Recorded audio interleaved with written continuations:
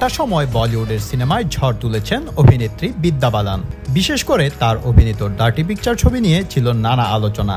সেই ছবিতে বিশেষ করে তার উষ্ণ অবতার, বোল্ড লুক ও আইটেম গানের নাচগুলো নিয়ে ছিল বিস্তর চর্চা।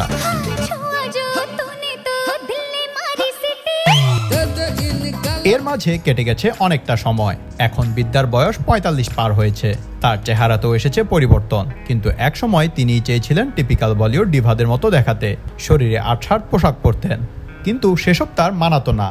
আয়নায় অদ্ভুত লাগতো নিজেকে, জানান এমনটা। শাড়ি তার সিগনেচার, রেড কার্পেটেও বারবার শাড়িতেই দেখা গেছে তাকে, এবং সেই আত্মবিশ্বাসের জায়গা থেকেই নিজ হাতে বদলে দিয়েছেন বলিউডের ফ্যাশন সেন্সকে। বিদ্যা বলেছিলেন, আমার সামনে চয়েসই ছিল না, ওইসব পোশাকে আমি ফিট হতাম না। আমি বুঝে গিয়েছিলাম হয়তো সারা জীবন অন্যের মতো হওয়ার চেষ্টা করব, নয়তো নিজের মতো করে থাকব। তবে একদম খোলামেলা থাকার প্রসঙ্গে মজা করে অভিনেত্রী একবার বলেছিলেন, তবে আমি যা পড়তে ভালোবাসি তাই পড়ি, যা ইচ্ছে করি। আমি স্বাধীন, আমি মুক্ত। মানুষ আমাকে প্রশংসাও করে, কারণ তারাও তখন বুঝতে পারে আমার লজ্জা বলে কিছু নেই।